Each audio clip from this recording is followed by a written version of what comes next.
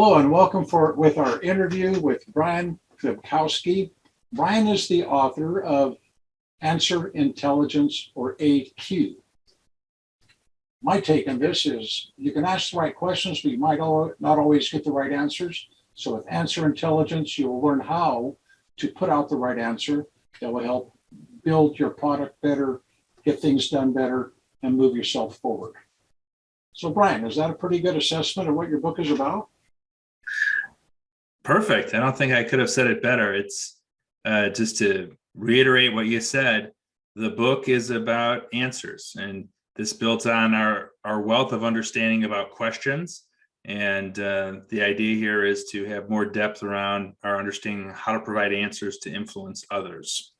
Okay, so what my understanding, and for a long time, most people think, well, you have to ask the right question. Get the right question, you'll get the right answer. Now, I know, we both know that we can ask the perfect question and still get the wrong answer. Is that correct? Yeah, that's correct. There's this misconception that if you have the right question, the answer automatically follows, like it's a chain reaction. But as you know, it's easy to stump someone with questions. You know, what's the meaning of life? You know, what do I want to be when I grow up? You know, how do I solve the Rubik's Cube? Whatever it is, these are tough. And but anyone can have these questions. The difficult thing is coming up with the answers to very difficult questions. So I think if you lean into that and think about it, you might agree that answers perhaps are more difficult than questions. Well, the answers usually, depending on the question, will make you deep down inside yourself and come up with something maybe you don't want to come up with. That's one way of looking at it. But my curiosity right at the beginning here is, what prompted you to get into this field? I mean, what directed you to say, you know, I need to go figure out how to answer questions? How did you come up with that? Yeah, I've been in and out of academia, and I was conducting some research on questions. And as I was conducting this research, it really just hit me that we know a lot about questions. You know, the 6 WH questions: why, what, how, when, where, who, open and close questions, sales methodologies, coaching methodologies, all based on questions. And I started doing some more digging, business books on Amazon with question in the title outnumber books with answer in the title 3-to-1. So I wanted to understand the answer side of the equation. Why don't we, you know, critically examine that? So I started to do some research and develop this answer intelligence framework and published a paper on it, and then a book. Well, that's very interesting. So now I know you reach out predominantly, your major sector of influence is the business community or the educational community. Is this correct? Yes. You know, we're using AQ. Some of the common applications are in business around leadership, sales, teams, culture. But then there's also some interesting applications that relate to society too. Partners partner in Switzerland and also New Zealand that focus on safety AQ in the aviation industry, diversity, equity, and inclusion AQ, and just brought on board a new partner that's looking at neurodiversity AQ, how this can be a framework to help neurodiverse individuals communicate. So it has some pretty broad applications. So I understand, based on my background and history as an infantry soldier in the field, it's very crucial to put that answer out, to tell people exactly what to do, how to do it, the who, what, when, where, why, and how, with no deviation, so it gets done correctly. But that's not always easily done, because we look on one side a analytical answer, and another side there might be an emotional answer to these things. Now, I know in your book you cover this in pretty much detail here, but why do you think that we need to look at both sides of those answers? Yeah, so you're referring to, in our book, we refer to as high AQ practice 4, or actually practice 2, I'm getting ahead of myself, practice 2, which is answer twice. So for important why, what, and how questions, answer twice to appeal sort of the logical side of the brain and sort of the subjective side of the brain. And basically, any question that's important, it can be answered in 2 ways. So for example, if you ask, you know, how can we be safe, you know, or if you're looking at how do we close the deal in sales? Whatever it is, how do I kick a soccer ball? There's two answers. There's the logical, in this case, procedure. You can talk about the steps of kicking a soccer ball and where you put your foot and how you run up to it. And then there's actions, which are embedded in the procedures and maybe critical success factors. Like when you're kicking a soccer ball, I was taught at a young age, if you want to kick it hard, you lock your ankle very, very hard. It sounds obvious, but many people don't lock their ankle really, really hard. You can't kick it. But the point is, the procedures appeal to more of the logical person that likes steps, and then actions are sort of more subjective. And each of the main questions, why, what, and how, can be answered twice, and really appeals to different parts of the brain and gives you a more complete picture, in this case, how to kick a soccer ball. Okay, so my background. What I do is I train people on how to prepare for that emergency or disaster before it hits you. How could we use this process within the family setting or even the business setting to make sure that the procedures, which have to be developed to make sure everyone in the family is safe, are outlined correctly, so that way there's no communication dysfunction and nothing falls apart? Is that a way to do this with AQ? Yeah, I think so. And we'll work together on this because you're the expert in this domain, and I know AQ, but I'll throw out a sort of a straw person idea, and you tell me where it's wrong. But I would imagine if you're developing, procedures in a household, how to be safe, maybe given a natural disaster or some kind of other circumstance, that you first have to understand what the concepts are that are important. So is it about being calm? What are the goals of the procedures? And it's important to keep those in mind as you're implementing those procedures, and maybe to revisit the procedures over time. So there's key concepts, and you want to tell stories to the individuals in the family so they understand with an emotional connection why these procedures matter. You want to explain sort of the cause and effect logic. If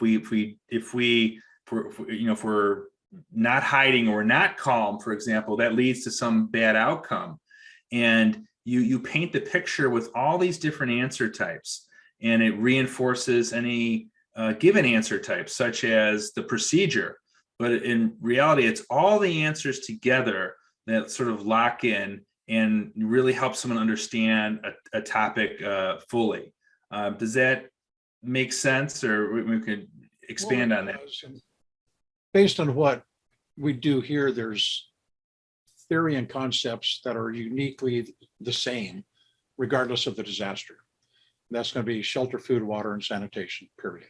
Mm-hmm. You need to have these regardless of it's a wildfire, an earthquake, a hurricane, or tornado. You need those. But what I'm finding when I'm talking to parents about communicating, particularly with their children, it's sometimes hard for them to get the child to buy into helping with the process, or it could be even another family member or a sibling, the significant other who's having a hard time buying in. So that's one of the biggest issues I see, is always selling the product to the family. And in a way, that means you have to know what the person is intellectually. What do they listen to? Some people listen to analytics a lot better than the emotional part.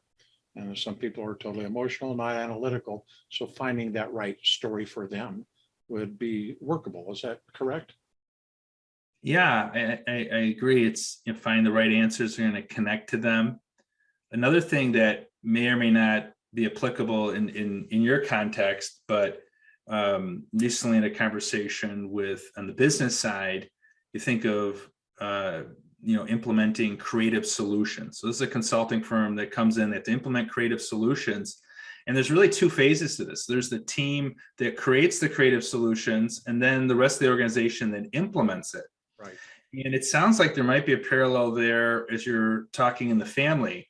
The parents or someone else have decided these procedures are good, and they've already asked the key questions. Why are we doing this? What's important? How do we do it? And they've gone through this process. And one thing I think we have to remember is when someone is implementing this, and I would hypothesize, this could be creativity within a company or kids trying to understand, safety and some of those concepts you talked about, is they still have these questions.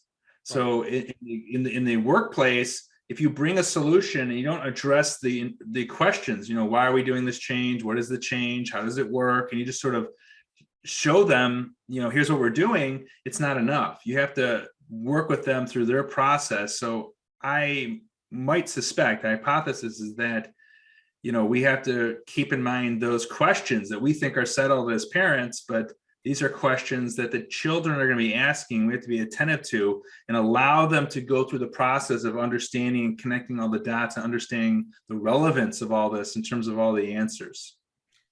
One thing I propose when I'm dealing with families is to involve the children in the question immediately. Like, let's say we're doing a evacuation, okay? And we have to go to X spot, and we have X amount of roads.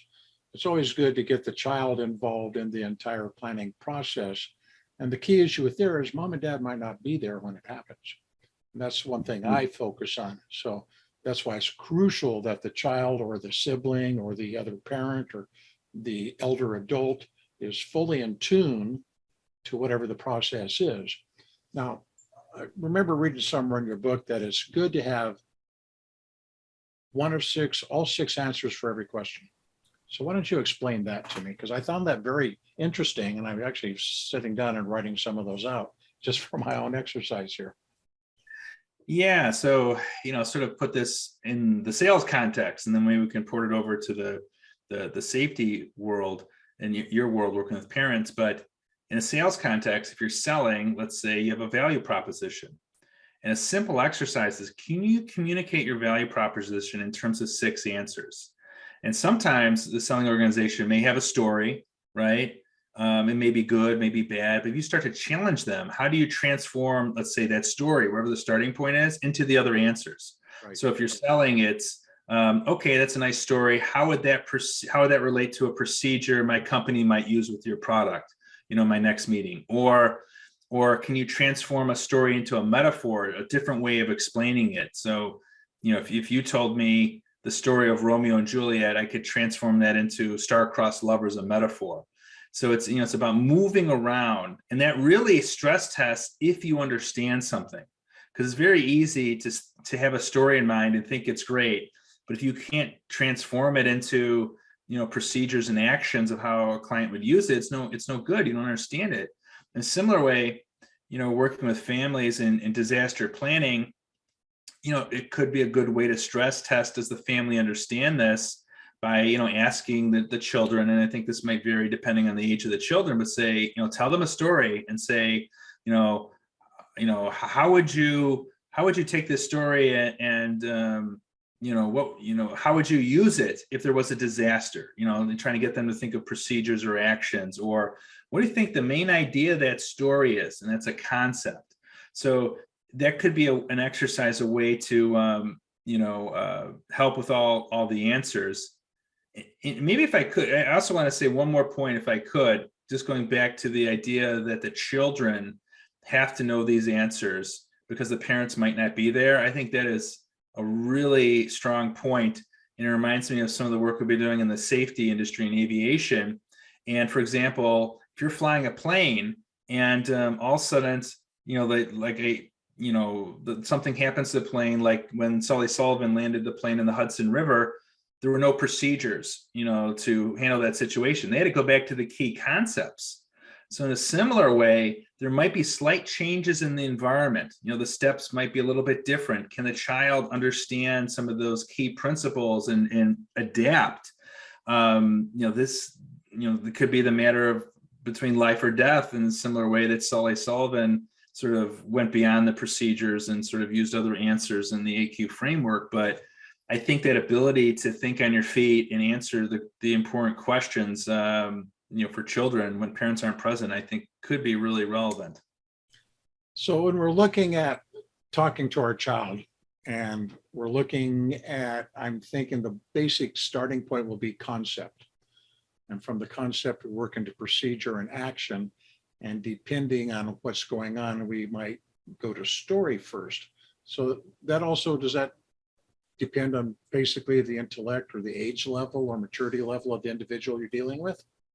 Yeah, I think so. I mean, each of these answers responds to different questions. So maybe you have a child that's really resistant to doing this, and they're saying, "Why do we need to do this?" Right. And you have to be careful of children because they sometimes conflate words. They may say why or how or what, but they really mean why. And if your child is a child that is really pushing back on the why, then you might explain a story. But if they're sort of bought in, then maybe their interest is more starting with the procedures. I think it's, when you think of questions and answers, it's really meeting someone where they're at. It's like if you go into the drugstore and you ask, can you tell me how to get some toothpaste? Then someone might, point and say, go down that aisle and go to your left. They're looking for that practical answer, not, why do you need toothpaste? So it's the same thing when you're working with a child, just trying to figure out where they're at, the questions they have, and trying to respond accordingly. Okay, so let's say I'm a parent and I'm having issues discussing with my child or anybody in the family what I want to do and why I want to do it. Where do you think I should start? If I was having to start at the top of the list and work my way down, what do you think would be the fastest, simplest way to move through the process to get buy-in for what I want to do? Yeah, I think, again, it's going to depend on the questions the child is asking. It's going to depend on their general preferences. Do they generally like to consume things through stories, right? It'll depend on your preferences as a parent. In part, maybe you're more effective at telling stories. You like to start there. These are some guidelines, but I'll say this: for any important topic, and what you're talking about, disaster planning is certainly important. Plan ahead as a parent. Understand the 6 answers that you think are important for the topic. And I'll tell you this: once you engage with the conversation, to some extent, it doesn't matter where you start. It's like a natural conversation you may have with friends or something like that. There may be a question that starts it, but all of a sudden you're in the flow and you're going around all these different questions. So you really just want to get into the flow and don't overthink it, but you want to be aware that you're covering all the questions. If all you do is focus on the procedure of how we do it, but you don't tell them a story of why it's important, they might forget, or they might not pay attention fully, particularly if the parent's not there, and all of a sudden, they don't follow the procedure because it didn't connect with them. So what I hear you saying, at some point we have to reinforce what we're working on. Yeah, I think so. Some of what we've learned in other conversations is, think of a sales conversation, a sales funnel from beginning of the sales process to the end. If you have a value proposition, going back to that, you want to reinforce those components throughout the process. Right. Because it's important to make sure the buyers are aligned. In a similar way, you want to reinforce and have the child provide the answers. Why is this important, and see what they say, and reinforce their answers, and make sure they understand all the answers. So long-term effects, we're basically looking at 2 different things here. One is the business aspect, and my focus is the disaster planning aspect. But there's got to be a long-term effect that has nothing to do with either of those. So what is the long-term effect? If a person can become proficient in answering questions like this, where can they take that to, and how is that going to be able to transform their lives? Yeah, I think the fundamental idea here is that, first, questions and answers are both important, but there's been an underemphasis on answers, and answers are important because they allow you to influence others. So if you think of sales, how are you going to close the deal? It's by answering the question or questions that keep the executive up at night, providing those answers. In an interview, you can ask great questions about the company, but I think ultimately it's the answers you provide to their questions, and so on and so forth. The answers we provide can influence others, and ultimately here with disaster planning, you want to make sure that the children in this case have the answers they need to be safe, and that's the influence you want to have. So I think that's the potential here is using the AQ framework to impart knowledge to others and help influence others. So when you say using the framework, what I'm hearing, and I know I've done it myself, is do a little homework first. Let's look at this framework as identify what is our outcome. What do we want to finish with? What is it that we want to do? Who are we working with and doing it with? And what process do we have to go through to get to that end result? Is that what you're saying? Yeah. So there you started with sort of talking about theory. It's, cause and effect. We're doing disaster planning to keep our families safe, or, whatever the broad theory is, and it could be more specific than that, obviously. But, you can start there, ultimately get to all 6 answers. And a good way to think about AQ that we haven't talked about is it's an operating framework. And if this might help people, but we have some certified partners in improv space, Second City folks from Chicago. And for those that in the audience here that know improv, basically the way it works is improv is a lot of preparation. Like you just talked about, be prepared. You do a lot of preparation, and then you do improv and you follow certain rules. And they're pretty simple rules, but for example, yes, and you don't say yes, but it's always moving forward. So in a similar way, you prepare for your conversations around disaster planning, and then you use in AQ, there's 5 high AQ practices, different approaches to asking and answering questions, sort of understand those, which really are more basic than maybe I'm making them sound. Like if you ask a what question, you provide a concept or metaphor, and there's a nice framework your audience can, I'm sure, look at. But the point is, ultimately, the best communicators are not following a script, just like the improv persons are not following a script, but it becomes a natural way of communicating important material to influence someone else, in this case, around disaster planning. So basically, planning and preparation and perseverance in doing whatever it is builds your skill level in it, and you become better at it, right? Yeah, it's really 2 things I think that allow for improvement. And I think this is a pretty general principle across different topics. One is you want to be a student and focus on whatever your topic is. So this research came from the top golf instructors in the world, and they knew all this about golf, about physiology, about physics, psychology. One of the golf instructors had a library of 3,500 books. I'm not saying you have to have 3,500 books, but if disaster, planning is important to you, the more you think about it, the more you think about it in terms of procedures and stories and are aware of it, that knowledge is going to seep into the quality of your communication, which is the second piece, is just understanding, how communication flows. And in the AQ framework, it's just simply knowing that you're trying to engage in a question answer exchange to convey knowledge to someone else. You put those 2 things together, it's pretty basic. Okay, so basically what we've covered so far is there's several different, you have your AQ framework. I look at it like a flower. It's got 6 petals to it. And depending on what your question is, you'll look at specific petals on the flower and find the theory, the story, the metaphor, concept, procedure, or action to answer that question. And they can also split between them in one way or another, depending on the individual, right? I can go up or down one, but very rarely do I want to go across the flower to the other side. Yeah, you got it. Well said.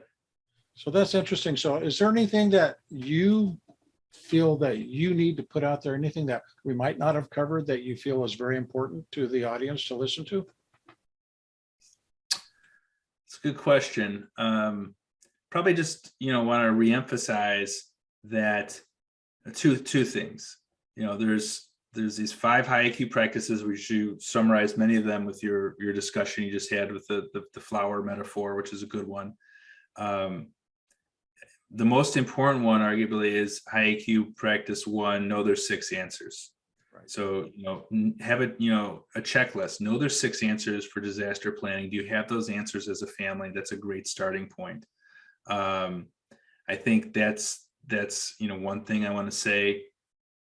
In the business sense, Mike Sankey, retired McDonald's USA CFO, in terms of the business context, he said that's about 50% of the value of AQ. I think that's probably generalizes in many different areas, including disaster planning. So just know there's 6 answers. And, that's just the main thing I want to emphasize is, that's the most important thing. That, if you're going to take away one thing, know there's 6 answers, plan for 6 answers, and you're going to be, I think, in a much better place.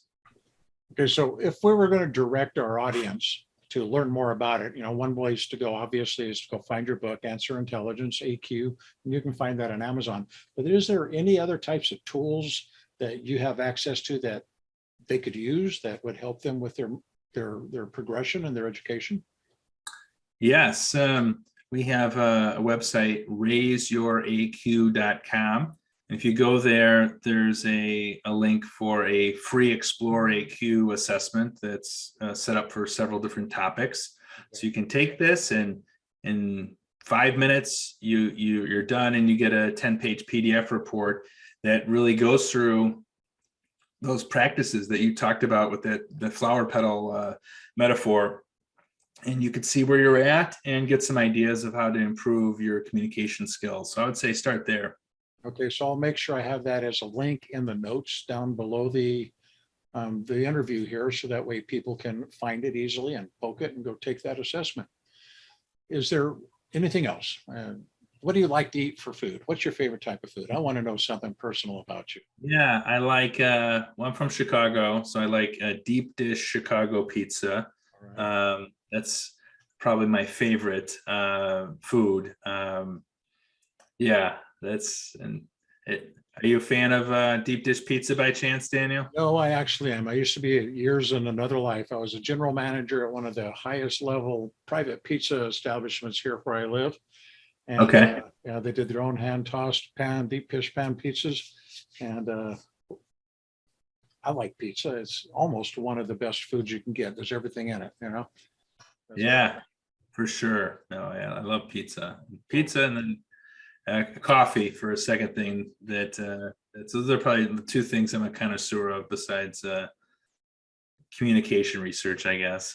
Okay, well, Brian, I thank you for spending your time with us and helping me educate our listeners on ways that they can up-level their conversations with their family and their loved ones. Some valuable resources that they can go find, which will help them educate themselves if they need it, to see how they can build their conversational skills. And those will help them not only in business, interpersonal, disaster planning, but they will grow with them and help them throughout their lives.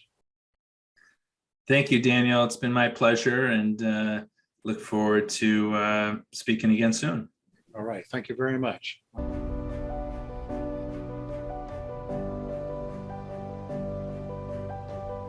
Hello there. I'd like to congratulate you and applaud you for being one of the unique individuals who has taken advantage of the Leaders Communicate Clearly Summit.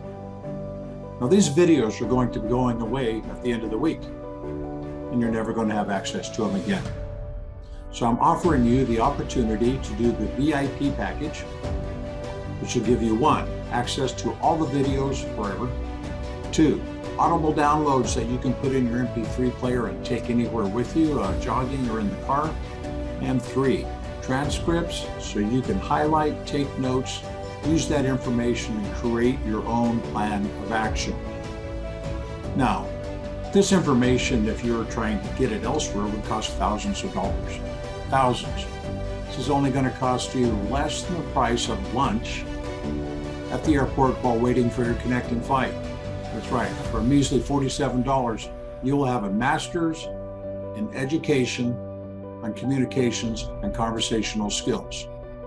So click that VIP experience button, grab the lifetime access to the videos, the audios, and the transcripts so you can take this information with you at any time and upgrade your communications and leadership skills.